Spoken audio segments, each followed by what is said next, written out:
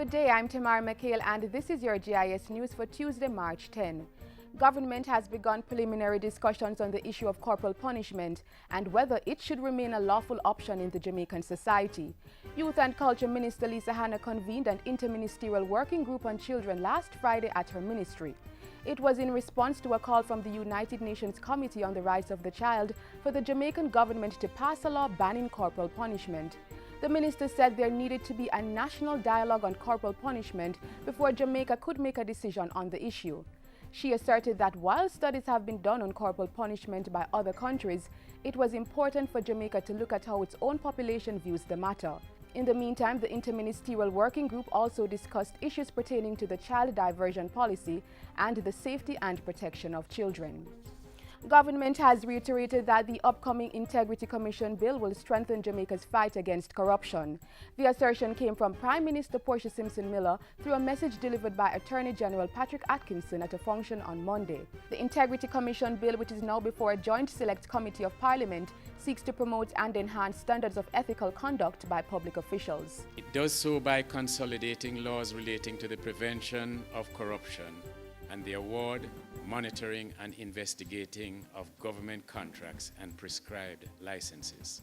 Mr. Atkinson was speaking at the inaugural Fraud and Anti-Corruption Conference on Monday, hosted by the Office of the Contractor General. It is my firm belief that the hosting of this conference will provide a unique opportunity for stakeholders to utilize this platform to foster an effective exchange of ideas and, more importantly, to facilitate greater levels of interagency as well as extraterritorial coordination. The Anti-Corruption Conference, which will end on Wednesday, is being held under the theme Confronting Corruption, Empowering a Generation, Transforming a Nation. The Agriculture and Fisheries Ministry will be stepping up its food safety and security surveillance measures. These include increasing the frequency of inspections, expanding access to records, and mandatory recalls where necessary. Explaining the need for this, State Minister Luther Buchanan points out that all exporters of food to the United States must demonstrate that their food is safe and acquire registration with the Food and Drug Administration. Every effort must be made to avert any fallout in the agricultural sector and, by extension, the national economy. Food safety is part of government's growth and development agenda, and the Agriculture State Minister says the next step is to have all export facilities certified. He adds that they must have proper documentation outlining food manufacturing practices and standard sanitation operation procedures.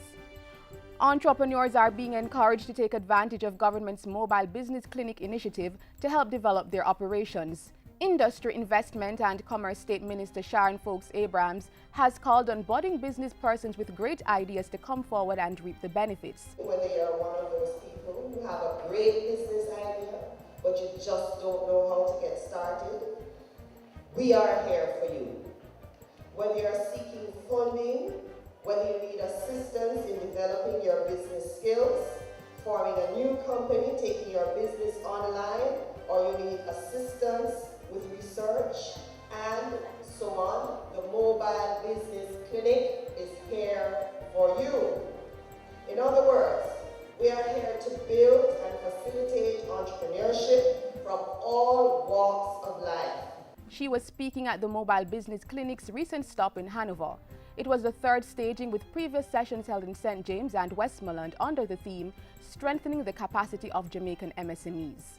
For a schedule of the parish stops, call the Jamaica Business Development Corporation at 928-516-125.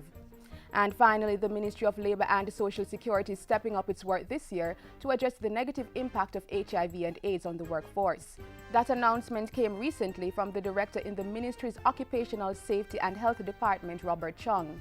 He told JIS News that stigma and discrimination caused devastation and dysfunctional workplaces, and said the issue needed to be dealt with as the country seeks to advance. The impact of HIV and AIDS is one of those psychosocial hazards that are so important now to correct going forward, so that we can have the type of workplace and workforce that is conducive not only to productivity but to development. Mr. Chung was speaking at a JIS think tank. At that session, Acting Senior Legal Officer Kadria Folks said the ministry had received reports of employers and human resource managers who had dismissed or refused to promote workers after receiving medical reports of HIV and AIDS diagnosis. In light of the National Workplace Policy on HIV/AIDS, that is conduct which we want to prevent from happening, because it operates against the worker, in addition to which it affects the workers in fundamental ways that we believe we need to mitigate against. She said the National Workplace Policy on HIV and AIDS, which received parliamentary approval in 2010, would be appended to the Occupational Safety and Health Act.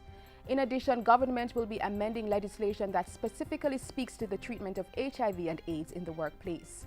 And that's it for JIS News today. I'm Tamara McHale. Thank you for watching.